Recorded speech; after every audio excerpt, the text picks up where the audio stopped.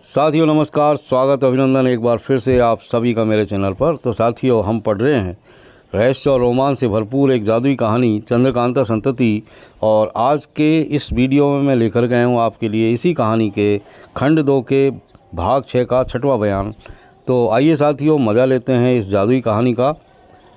दूसरे दिन कुछ रात बीते कमलनी फिर मनोरमा के मकान पर पहुँची। बाग के फाटक पर उसी दरबान को टहलते पाया जिससे कल बातचीत कर चुकी थी। इस समय बाग का फाटक खुला हुआ था और उस दरबान के अतिरिक्त और भी कई सिपाही वहां मौजूद थे। दरबान कमलनी को देखते ही खुशी से आगे बढ़ा और बोला, आइए आइए, मैं कब से राह देख रहा हूँ। नागर जी को आए 2 घंटे से ज़्यादा हो गए हैं और वे आपसे मिलने के लिए बेताब हो रही हैं।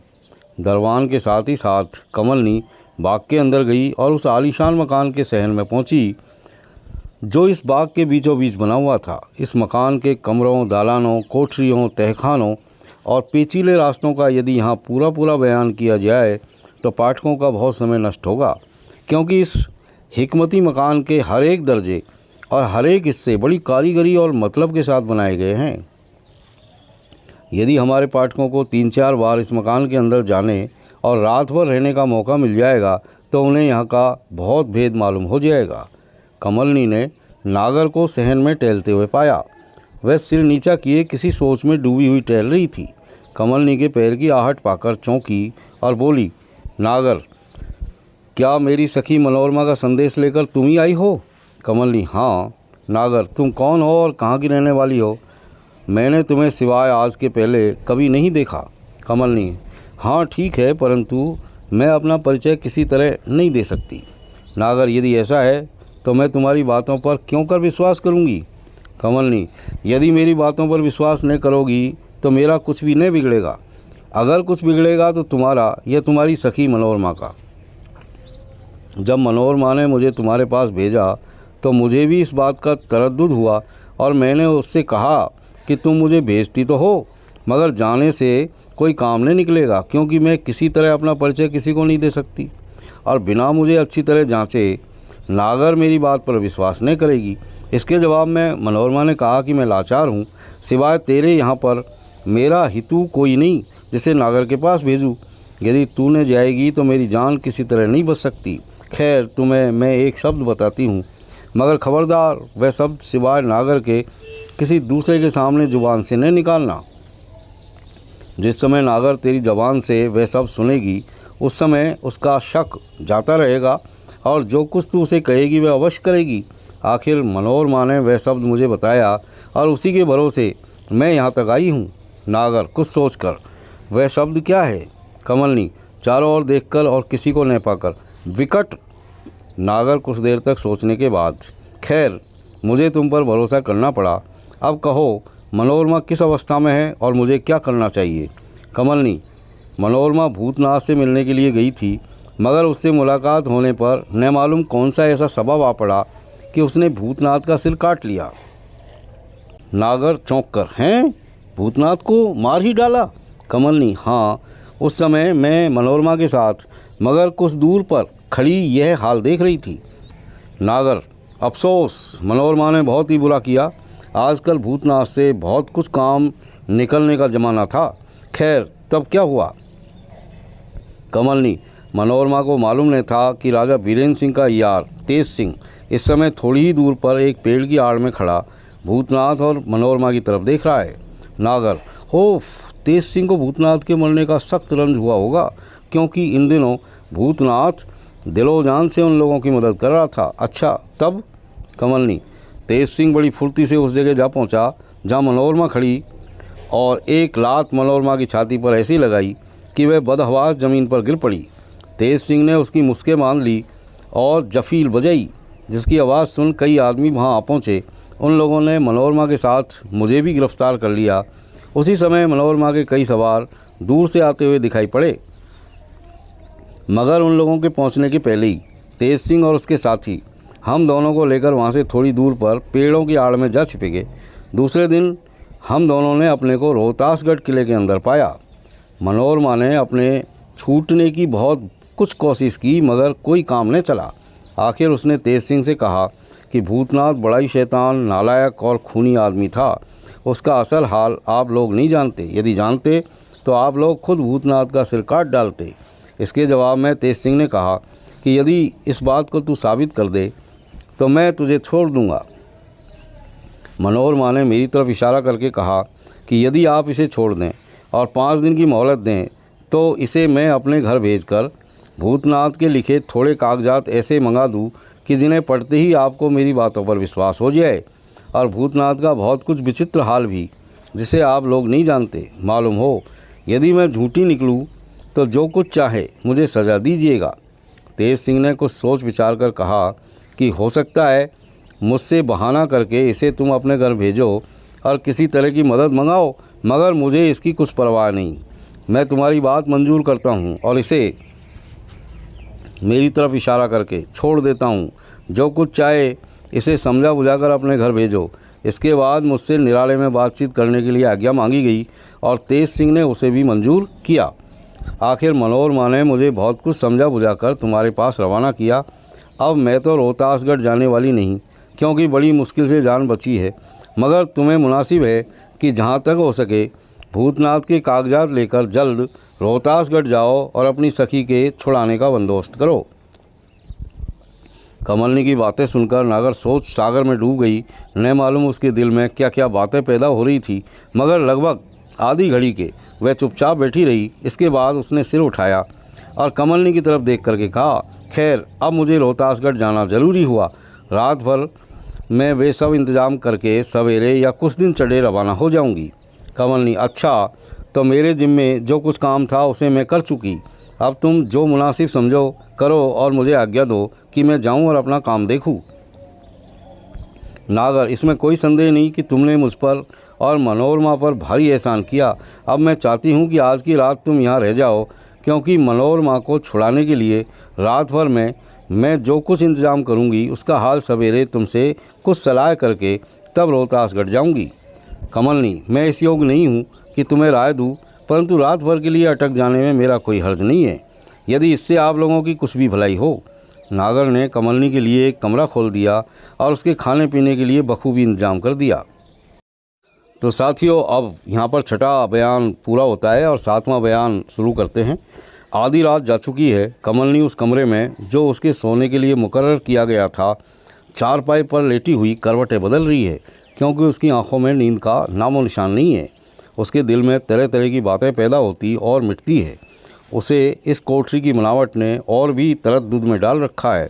यद्यपि इस कोठरी में विशेष सामान नहीं और न किसी तरह की सजावटी ही है, केवल एक चारपाई जिस पर कमलनी सोई है और एक चौकी पड़ी है तथा कोने में एक क्षमादान जल रहा है, परंतु 3 तरफ की दीवारों पर वह ताज्जुब और तरद्दुद की निगाह डाल रही है। इस कमरे की एक तरफ की दीवार, जिधर से इसमें आने के लिए दरवाज़ा था, ईंट और चूने से बनी हुई थी, परंतु बाकी 3 तरफ की दीवारें तख्तेबंदी की थी, अर्थात लकड़ी से बनी हुई थी। कमलनी के दिल में शक पैदा हुआ और उसने सोचा कि इन तख्तेबंदी की दीवारों में कोई भेद ज़रूर है। इस मकान का कुछ कुछ भेद कमलनी को मालूम था, पर यहाँ का पूरा हाल वह नहीं जानती थी और जानने की इच्छा रखती थी।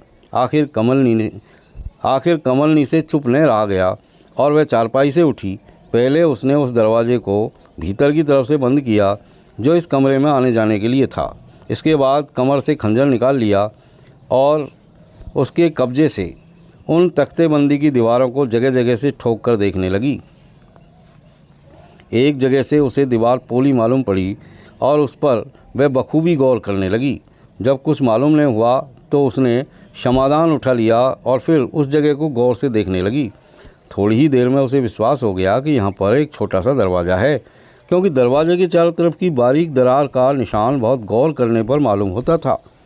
कमलनी ने दरार में खंजर की नोक चुभाई और उसे अच्छी तरह 2-4 बार हिलाया। दरार बड़ी हो गई और आधा खंजर उसके अंदर चला गया। फिर से कोशिश करने पर लकड़ी का एक तख्त अलग हो गया और दूसरी तरफ जाने लायक रास्ता निकल आया। हाथ में क्षमादान लिए हुए कमलनी अंदर घुसी और एक बहुत लंबी चौड़ी कोठरी में पहुंची। इस कोठरी के चारों तरफ की दीवार भी तख्तेबंदी की थी। इसमें कई चीज़ें ऐसी पड़ी हुई थी जिनके देखने से चाहे कैसा ही संगदिल और दिलावर आदमी क्यों न हो, एक दफ़े ज़रूर कांप उठे और उसका कलेजा मामूली से 4 गुना और 8 गुना धड़कने लग जाए। इस कोठरी में एक घोड़े की लाश थी, मगर वह अजब ढंग की थी। उसके चारों तरफ 4 खूंटियाँ ज़मीन में गड़ी हुई थी और उन खूंटियों के सहारे उस घोड़े के चारों पैर बंधे हुए थे। उस घोड़े का पेट चीरा हुआ और आंतें निकालकर बाहर रखी हुई थी। चारों तरफ खून फैला हुआ था। मालूम होता था कि यह घोड़ा किसी काम के लिए आज ही मारा गया है। उसके पास ही थोड़ी दूर पर फूलों के कई गमले रखे हुए थे और उनके पास ही एक सुंदर बिछौना जिस पर सफ़ेद चादर भी बिछी हुई थी तथा उस पर एक आदमी गर्दन तक सफ़ेद की चादर ओढ़े सो रहा था। घोड़े के पास से लेकर उस बिछावन तक पैर से लगे हुए खून के दाग ज़मीन पर दिखाई दे रहे थे और बिछावन की चादर तथा उस चादर में भी जो वह आदमी ओढ़े हुए था खून के धब्बे लगे हुए थे। उस आदमी को देखकर कमलनी इसलिए हिचकी कि कहीं वह जागकर कमलनी को देख न ले, मगर थोड़ी देर तक खड़े रहने पर भी उसके हिलने डुलने अथवा उसकी सांस चलने की आहट न मिली।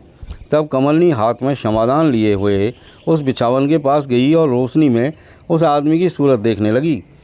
उसका बिल्कुल चेहरा बखूबी खुला हुआ था। सूरत देखते ही कमलनी चौंक पड़ी और क्षमादान ज़मीन पर रख बेधड़क उस आदमी का बाजू पकड़ने और हिलाते और ये कहकर उसको जगाने का उद्योग करने लगी कि वाह वाह, तुम यहाँ बेखबर पड़े हुए हो और मुझे इसका जरा भी हाल नहीं मालूम। जब बाजू पकड़ के हिलाने से भी वह आदमी न जागा तब कमलनी को ताज्जुब हुआ और गौर से उसकी सूरत देखने लगी, मगर नब्ज़ पर हाथ रखा तो मालूम हो गया कि वह जिंदा नहीं बल्कि मुर्दा है। ये जानते ही कमलनी का जी भराया और वह मुर्दे के सिर पर हाथ रखकर रोने और गरम गरम आंसू गिराने लगी। थोड़ी देर तक कमलनी इसी अवस्था में पड़ी रही। आखिर वह चैतन्य हुई और यह कहकर उठ खड़ी हुई कि बात तो बहुत ही बुरी हुई, मगर इस समय मुझे सब्र करना चाहिए, नहीं तो कुछ भी नहीं कर सकूंगी। हाय, मेरा दिल और मेरे काबू में न रहे। नहीं नहीं, ऐसा नहीं हो सकता। मैं पूरा सब्र करूंगी और देखूंगी कि क्या कर सकती हूँ। इसमें जरा भी संदेह नहीं कि इसकी जान निकले 4 पहर से ज़्यादा अभी नहीं हुए। कमलनी फिर क्षमादान उठाकर उस कोठरी में घूमने और चारों तरफ देखने लगी। पूरब और दक्षिण के कोने में एक लाश छत से लटकती हुई दिखाई पड़ी, जिसके गले में फांसी लगी थी। वह ताज्जुब के साथ क्षमादान ऊंचा करके उसकी सूरत देखने लगी। जब अच्छी तरह पहचान चुकी तो नफ़रत के साथ उस लाश पर थूक कर अपना मुँह फेर लिया और दूसरी तरफ चली ही थी कि यह आवाज़ सुनकर ठहर गई और उस तरफ देखने लगी जिधर से आवाज़ आई थी। आवाज़ ये थी, हाय, मौत को भी मौत आ गई। उसे ताज्जुब मालूम हुआ कि यह आवाज़ क्यों कराई। वह यह देखने के लिए उस तरफ बढ़ी जिधर से आवाज़ आई थी कि शायद कोई सुराख या खिड़की दिखाई दे, और आखिर ऐसा ही हुआ। दीवार के पास पहुंचते ही एक सुराख ऐसा दिखा जिसमें आदमी की गर्दन बखूबी जा सकती थी। यह टेढ़ा और नीचे की तरफ झुका हुआ सुराख, जिसे किसी कमरे का रोशनदान कहना चाहिए, दीवार के बिल्कुल नीचे की तरफ था। कमलनी ने उस सुराख में झांक कर देखा तो एक छोटे से मगर सजे हुए कमरे में निगाह गई। यह कमरा उस कोठरी से एक खंड नीचे था जिसमें से कमलनी झांक रही थी। उस कमरे में जो कुछ कमलनी ने देखा उससे उसके दिल को बड़ा ही सदमा पहुंचा, और जब तक वह देखती रही उसकी आंखों से आंसू बराबर जारी रहे। कमलनी ने देखा कि एक पलंग पर, जिसके पास ही क्षमादान जल रहा है, आफत की मारी बेचारी किशोरी पड़ी हुई है। रंज और गम के मारे सूख कर काटा हो रही है। चेहरे पर मुर्दनी छाई हुई है और कमजोरी की यह अवस्था है कि सांस भी मुश्किल से आती जाती है।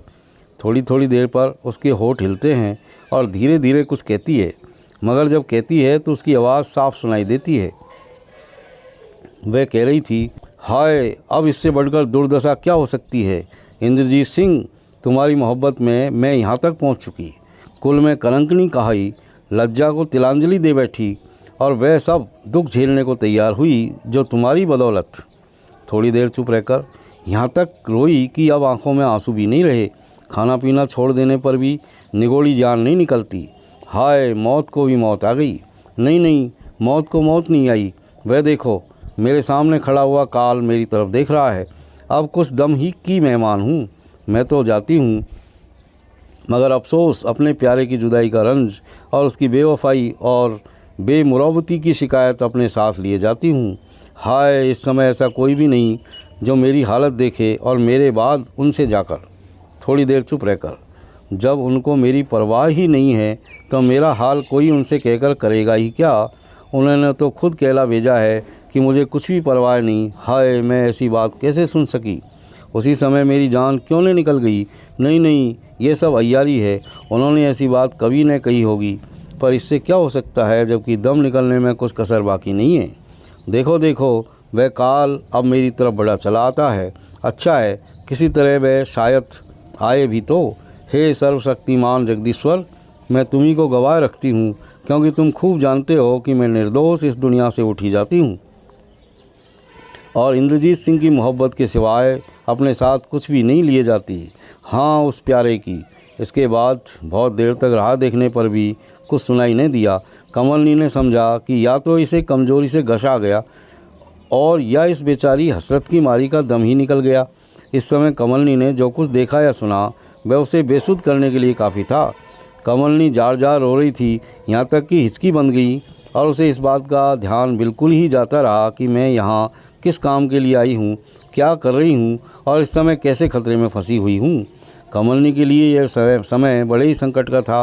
वह नहीं चाहती थी कि बेचारी किशोरी का पूरा हाल जाने या उसे किसी तरह की मदद पहुँचाए, बिना यहाँ से चली जाए। और साथ ही इसके भूतनाथ के कागजात को भी, जिनके लेने का वह पूरा उद्योग कर चुकी थी, किसी तरह छोड़ नहीं सकती थी, क्योंकि यह मौका निकल जाने पर फिर उसका हाथ लगना बहुत ही कठिन था।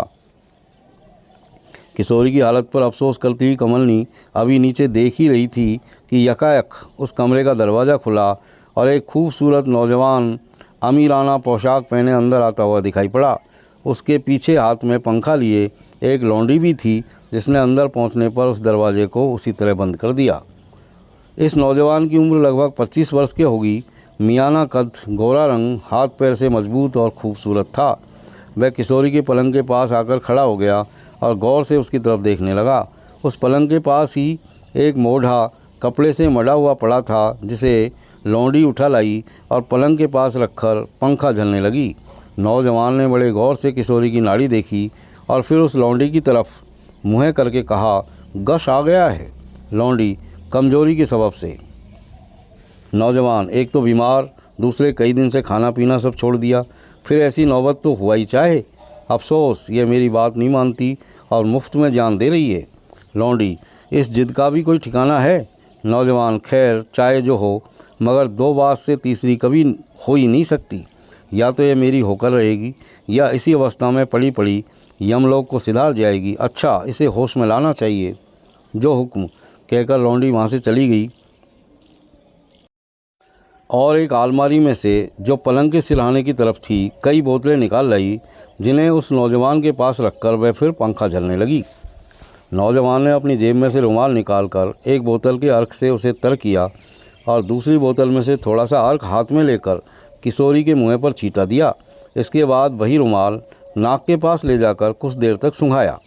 जब उससे कुछ काम न चला तो तीसरी बोतल से अर्क लेकर उसके मुँह पर छींटा दिया।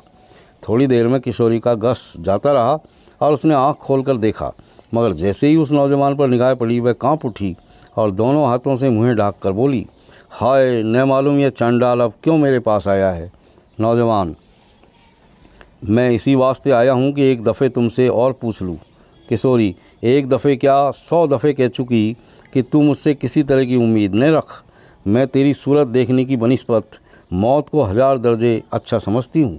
नौजवान, क्या अभी तक तुझे इस बात की उम्मीद है कि इंद्रजीत सिंह आकर तेरी मदद करेंगे और छुड़ा ले जाएंगे?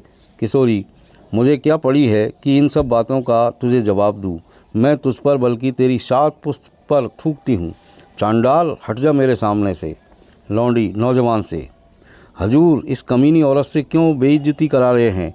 इसमें क्या ऐसा हीरा जड़ा है? नौजवान क्रोध के मारे कांपने लगा, आंखें लाल हो गई और दांत पीसता हुआ मोड़े पर से उठ खड़ा हुआ।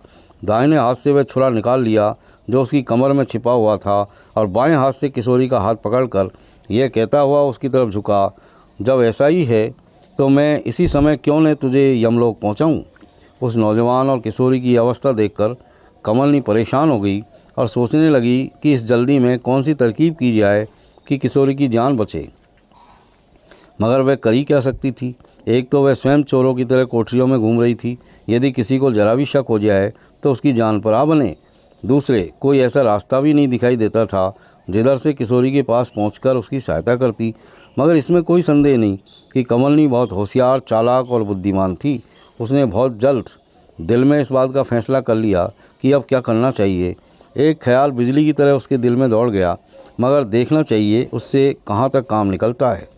जिस समय किशोरी को मारने के लिए वह नौजवान झुका और कमलनी को मालूम हुआ कि अब उस बेचारी का काम तमाम हुआ ही चाहता है, उस समय कमलनी ने अपनी कमर से तिलिस्मी खंजर निकाल लिया और जिस मौके में देख रही थी उसके अंदर डालकर उसका कब्जा दबाया।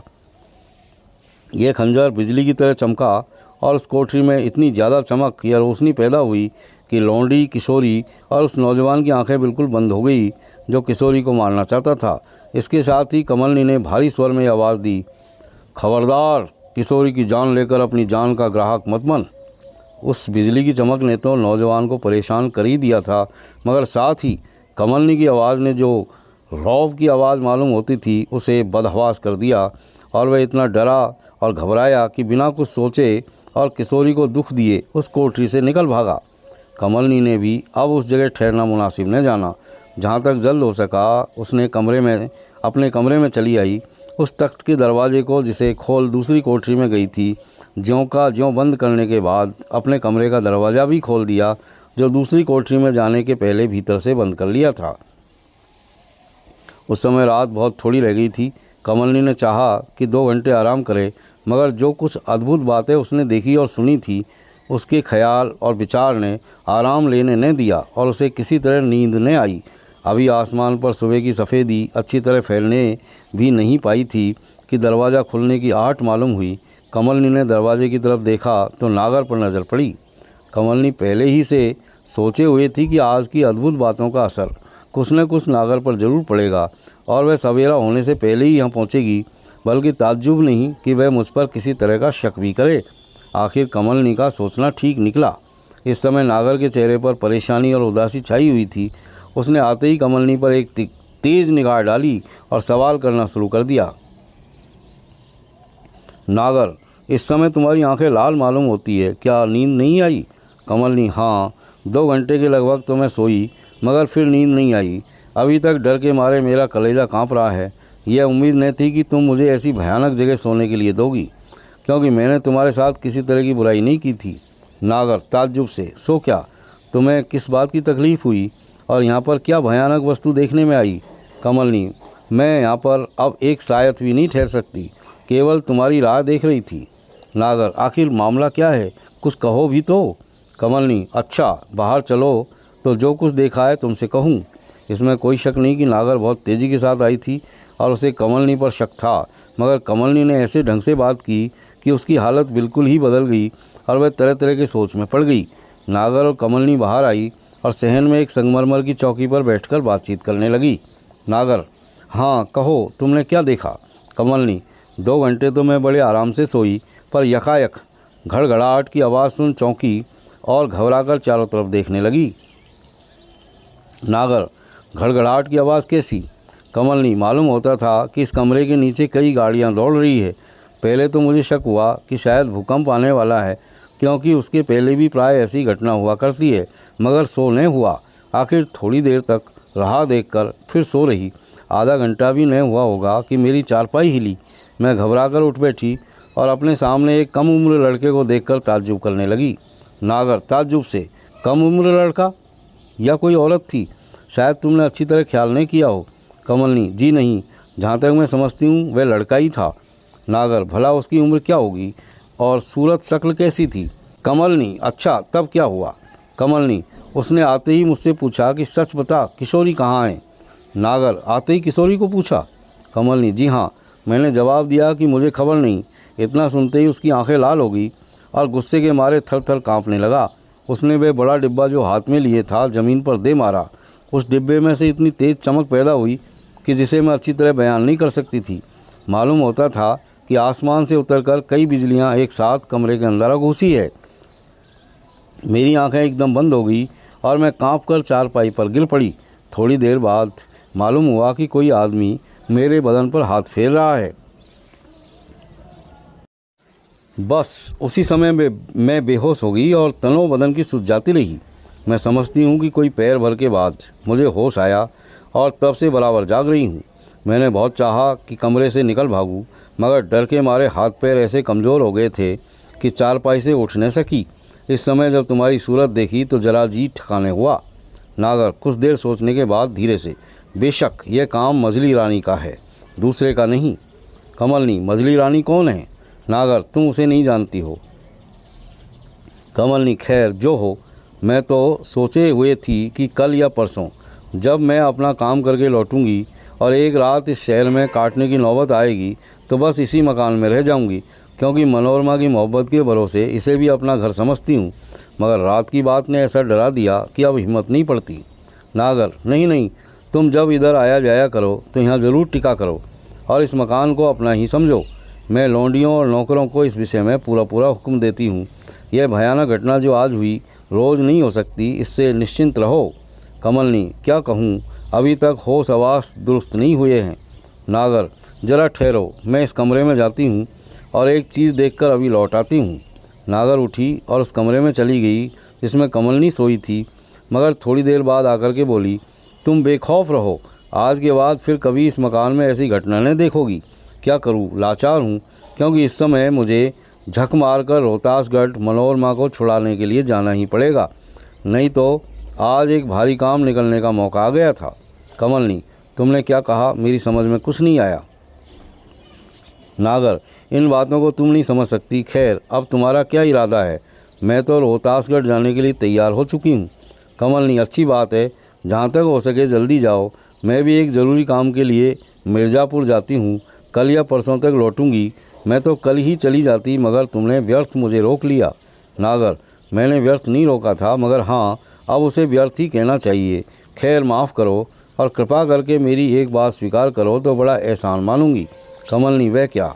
नागर, इस समय तो मैं रोहतासगढ़ जाती हूँ, क्या जाने कब तक लौटना हो, मगर तुम 15 दिन के अंदर ही अंदर मुझसे एक दफ़े ज़रूर मिलना। कमलनी, 15 दिन तक तो मैं इस प्रांत में नहीं रह सकती। हाँ, 5-7 दिन तक तो मैं, यदि मुझसे मिल सको तो ठीक है। नागर, शायद 5-7 दिन तक मेरा लौटना न हो। कमलनी, ऐसा नहीं हो सकता। तुम जिस समय पहुंचोगी और भूतनाथ के कागजात तेज सिंह को दिखाओगी, उसी समय मनोरमा की छुट्टी हो जाएगी। इसमें कुछ संदेह नहीं कि तेज सिंह बात का बड़ा धनी है। नागर, यदि ऐसा हो तो मैं अपने तेज़ घोड़े पर सवार होकर कल बखूबी रोहतासगढ़ पहुंच सकती हूं। कमलनी, ऐसा करो तो तुम 4 ही दिन में लौट आओगी। मैं भी कल या परसों मिर्ज़ापुर से आ जाऊंगी और जब तक तुम नहीं लौटोगी इस मकान में टिकी रहूंगी, क्योंकि मनोरमा ने पुनः मिलने के लिए मुझसे कसम खिला ली है। अस्तु 4-5 दिन तक अपना हर्फ करके भी मनोरमा के लिए यहाँ अटकना आवश्यक है। नागर, बहुत अच्छी बात है। जब मनोरमा से वादा कर चुकी हो तो मुझे विशेष कहने की कोई आवश्यकता नहीं। कमलनी, अच्छा, तो आप अब मेरा एक काम करें। नागर, कहिए। कमलनी, अपने किसी आदमी को भेजकर एक घोड़ा किराए का मंगवा दीजिए, जिस पर सवार होकर मैं मिर्ज़ापुर जाऊं, क्योंकि यद्यपि मैं अय्यार हूं, परंतु रोहतासगढ़ से यहाँ तक तेज़ी के साथ आने के कारण बहुत सुस्त हो रही हूँ। नागर, क्या मनोरमा के घर में घोड़ों की कमी है जो तुम्हारे लिए किराए का घोड़ा मंगवाया जाए? इतना कहकर नागर चली गई। थोड़ी देर के बाद एक लौंडी आई, जिसने कमलनी को स्नान इत्यादि से छुट्टी पा लेने के लिए कहा। कमलनी ने 2-1 ज़रूरी काम से तो छुट्टी पा ली, मगर स्नान करने से इनकार कर दिया और अपने बटुए से सामान निकालकर चिट्ठी लिखने लगी। घंटे भर बाद सफ़र के सामान से लैस होकर कई लौंडियों को साथ लिए हुए नागर भी उसी जगह आ पहुंची जहां कमलनी बिठाई गई थी। उस समय कमलनी चिट्ठी लिख चुकी थी। नागर, मैंने तुम्हारे पास इसलिए एक लौंडी भेजी थी कि तुम्हें नहला धुला दे, मगर तुमने? कमलनी, हाँ, मैंने स्नान नहीं किया, क्योंकि इस समय अर्थात सूर्योदय के पहले स्नान करने की मेरी आदत नहीं। कहीं स्नान कर लूँगी और कामों से छुट्टी पा लूँगी। नागर, खैर, कुछ मेवा खाकर जल पी लो। कमलनी, नहीं, इस समय माफ़ करो। हाँ, थोड़ा सा मेवा साथ रख लूँगी तो सफ़र में काम आएगा। थोड़ी देर बाद 2 घोड़े कसे कसाए लाए गए। एक पर नागर और दूसरे पर कमलनी सवार हुई। उस समय कमलनी ने वह चिट्ठी जो अभी घंटा भर हुआ लिखकर तैयार की थी, नागर के हाथ में दे दी और कहा, इसे हिफाजत से रखो। मनोरमा को देकर मेरी तरफ से जय माया की कहना। वह चिट्ठी लिफाफे के अंदर थी और जोड़ पर मोहर लगी हुई थी। बाग के बाहर निकलकर कमलनी ने पूरब का रास्ता लिया और नागर पश्चिम की तरफ रवाना हुई। तो साथियों, आगे की कहानी जो बेहद दिलचस्प है उसके लिए इंतज़ार करें। और अगले वीडियो में फिर मिलते हैं। तब तक के लिए धन्यवाद।